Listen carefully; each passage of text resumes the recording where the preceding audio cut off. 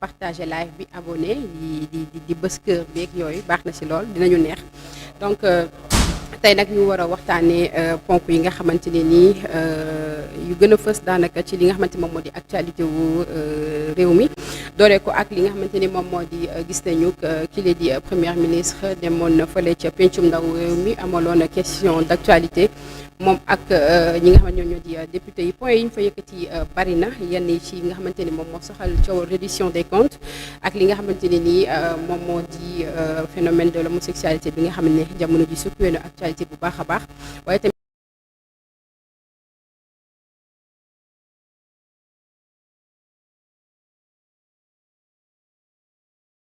waaye tamit bokk na ci li ñuy waxtaanee aussi muy Diomaye président ak Pastef seen ànd boobule depuis ñu falu ba tey yi ñuy waxtaanee tamit bokk na ci li nga xamante ni moom moo di hors péage clandestin bi nga xam ni am na fii ci suñu biir réew waaye Pape Sané dañuy door waxtaan wi rek ak li nga xamante ni moom moo di le premier ministre Ousmane Sonko janoo bi mu janoog député yi fële ci assemblée nationale dooree ko ak ponct bi nga xam ni daanaka kàddu yam fa yëkkati jëm ci point wu situation homosexuelle yi nga xamante ne jamono ji gis nañu secoué na public bi bu baax a baax kàddu yi mu si yëkkati à savoir ci li nga xamante moom moo di dossier médical lu ñenn ñi ñu fësal ci réseau yi naka nga jàngatee kàddu Ousmane Sonko yooyu jëm ci phénomène homosexuel. waaw xam naa ni lii premier ministre wax ci mbirum góor jigéen yi particulièrement mu concerné la nga xam ne mooy seen tawat seen jàngoro ja nga xam ne dañ koy fësal di wax rek ni que bon jàpp naa ni que kàddu googu kàddu père de famille la. Quand je dis kàddu père de famille la maanaam ñii nga xam ne nañu téye yoon di leen toppee liñ naan di leen toppee ci mbirum acte contre nature mooy maanaam góor ak góor di sëy wala jigéen ak jigéen di sëy bu weesoo loolu dafa am leneen lu ñu leen di toppee mooy maanaam contamination volontaire du VIH mooy maanaam dañ ne ñii dañoo am jàngoro ja nga xam ne moom lañ naan sida ba pare seen teyu bakkan di ko wàll ñeneen naka noonu nag nañu gis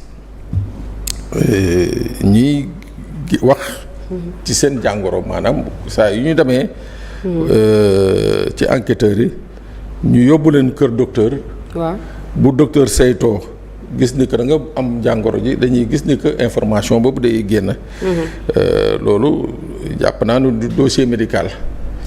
waaw loolu du dossier médical la information la bi nga xam ne c'est vrai mën nañ ko apprécier de diverses façons mais ci lii premier ministre wax rek damay wax charte.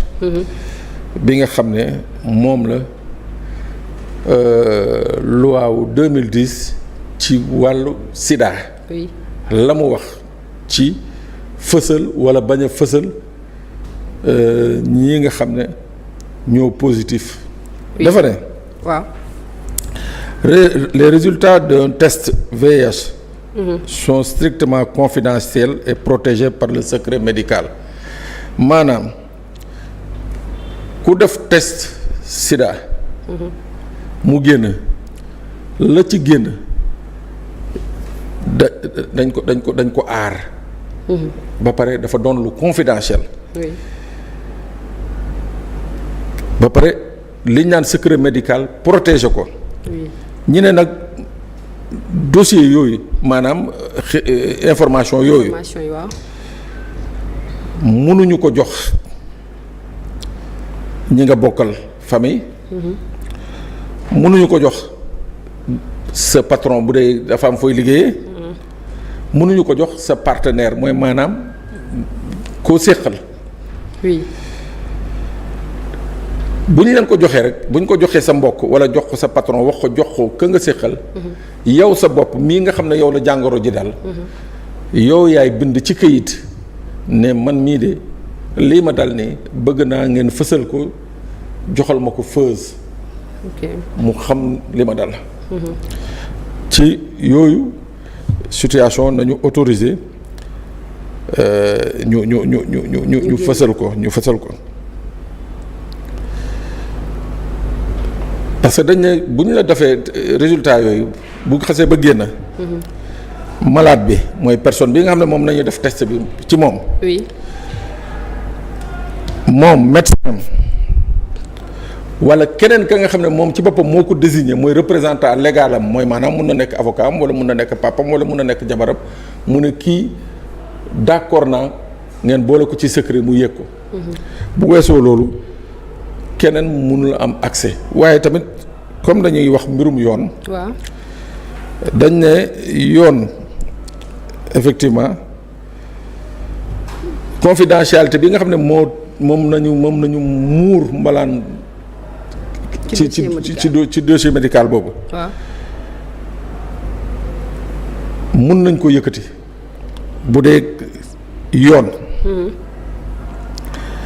ñaan souvent la confidentialité peut être levée dans des cas très spécifiques souvent sur réquisition d'une autorité judiciaire mooy maanaam. lu mel ni procureur wala lu mel ni juge mun na demander.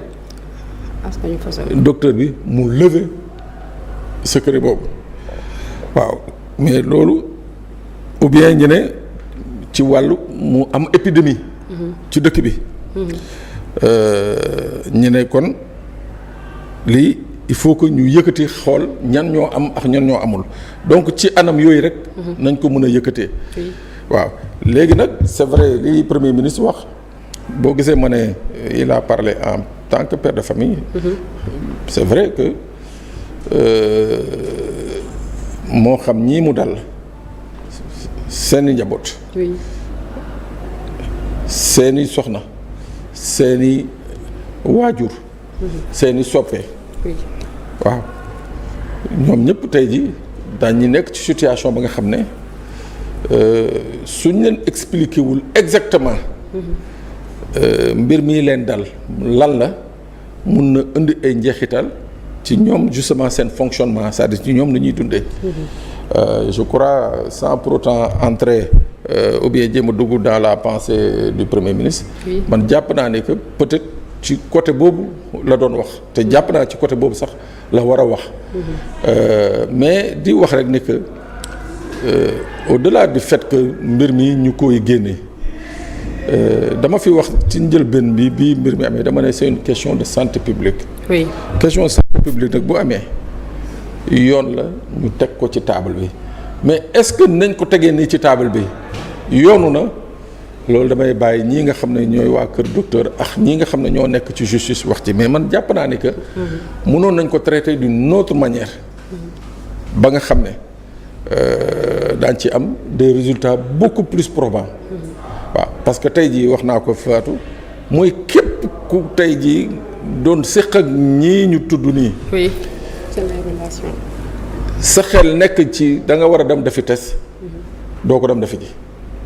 si dafay créer benn peur ci. day créer benn psychose. waaw yaa ngi naan bu ma demee su ma ko positifé xëy na mun nañu woo gendarme yi jël si ma.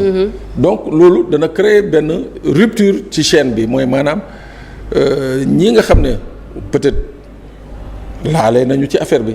ñu waroon leen mën a indi ci sutura tey ji y a beaucoup plus de chance ñu échapper au contrôle.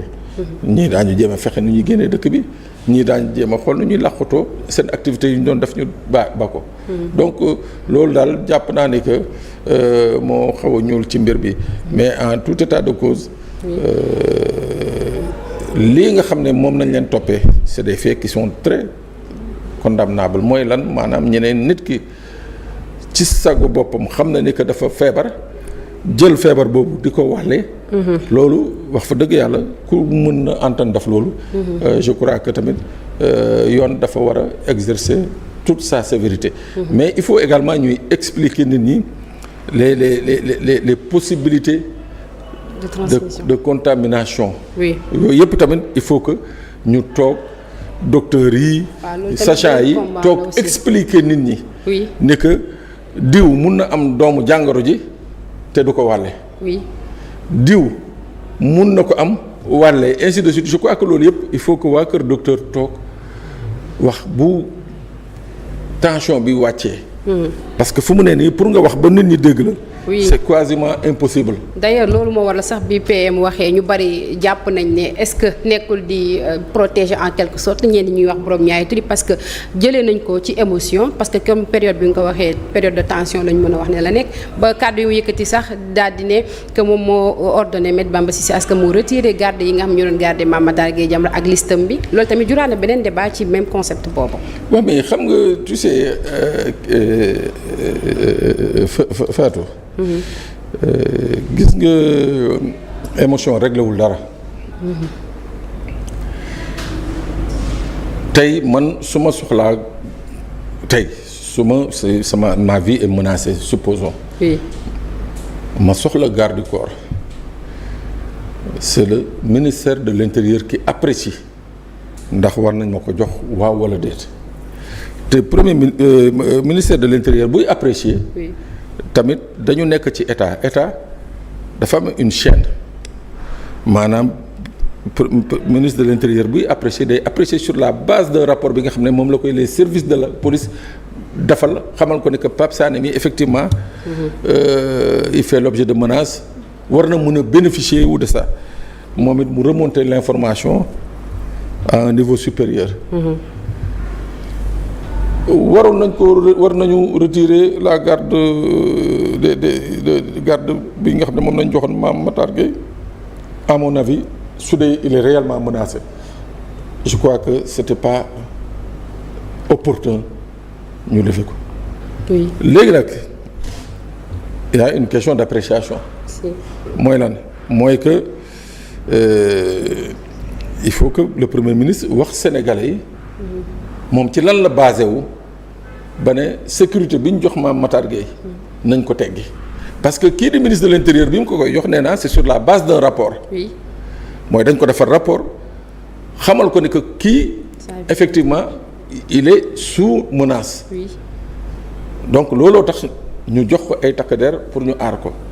mais ci diggante bi lan moo indi position wu premier ministre ba mu naan wax na ministre de l'intérieur nañu jël takk der yi ñu joxoon Mame Matar Gueye loolu il faut que tamit sénégalais yi comprendre ndax dafa mu am ay information yu wane ni que Mame Matar Gueye n'est pas menacé. ou bien dafa am yeneen information yu wane ni que Mame Matar mun na continuer di vaquer à ses occupations sans pour autant être inquiété mais il faut que sénégalais yi nga xam ne ñun tout ce qui se fait c'est fait pour nous. oui. et en notre nom je crois que war nañu leeral. parce que je dis c'est un ministre moo jël la décision de lui affecter des hommes. waaw donc bu ñu demee bay retirer hommes yooyu je crois ci laps de temps boobu war nañu mën a leeral sénégalais yi pourquoi. waaw parce que am na benn point bu mu ci souligner à dire que Mame Matar Gueye yorul preuve yu wane ni que yor na liste 600 et quelques personnes yoo xamante ne ni jàpp nañu bokk nañ ci lobby LGBT mais ba tey dañuy rester peut-être ci lancé boobu c'est-à-dire image du Sénégal à l'échelle internationale parce que gis nañu médias internationaux yi commencé nañ di jël parti Ousmane Sonko bi muy wax ci problème mu góor jigéen yi à savoir BBC France 24 ñoom ndax tey jii position Ousmane Sonko bi ñenn ci sénégalais yi comprendre uñ ko mais mu ngi def impact au niveau international. xam nga niveau international boobu ñooñu ay tappalekat nañu. France bi 68 maanaam 78. oui. nañuy soog a autoriser ay góor jigéen. Allemagne. 88 nañuy soog a autoriser góor jigéen. donc ba 88 dañ ko bañoon. oui. waaw léegi ñoom seen réalité dëkk. ou bien seen réalité sociétale moo leen may ñoom. ñu nangu góor jigéen. mais est-ce que pour autant ñoom ni ñu nangoo góor jigéen war nañu de facto obligé ou bien peser pour que yeneen dëkk yi accepter góor jigéen. lii la presse occidentale di def. oui. ce n'est rien d'autre qu'un diktat mooy maanaam jéem a imposer. moo tax gis nga nous nos pays là malheureusement. dama ne suñuy dirigeants seen principale erreur xam nga mooy lan. oui. mooy bu ñu egsee jéem a di créer des micro-presse. tey bu ñu góorgóorlu woon am fii benn presse nationale bu fort. bu am dayoo. am na la nga xam ne tey jii bu presse occidentale waxee ñu mun a tontonte ak ñoom. xam nga ndax comprendre nga. oui ñoom ni ñuy waxee muy law dem fu nekk ñun bu ñu amoon presse bu am dayoo boobu maanaam am les moyens. Et malheureusement on n'a pas travaillé sur ces modèles de presse. C'est vrai que Abdoulaye Wade à l'époque avait ce projet de créer la télévision africaine. Fii à Dakar au niveau du triangle sud. mu nekk dans sa tête mu nekk un média bi nga xam ne dana mën a concurrencer. et puis dana mën a di leeral par rapport à la désinformation bi nga xam ne moom les médias mainstream européens di faral di ñu jox ñu koy kii. Ce que les médias occidentaux disent ça ne concerne pas à mon avis le Sénégal. Oui. Même bu dee tudd nañu le premier ministre. Le premier ministre c'est le premier ministre du Sénégal. Qui défend une politique et une position du gouvernement sénégalais. ñoom seen dëkk dañ fay tere ñaareel. waaw. Est-ce que pour autant la presse sénégalaise. day fustiger le fait qu'en France dañ fay tere ñaareel. non ñoom autorisé nañ góor jigéen. Est-ce que pour autant la presse sénégalaise day fustiger le fait que ñu autoriser góor jigéen. non ñoom dem nañu ba di autoriser sëy góor ak góor.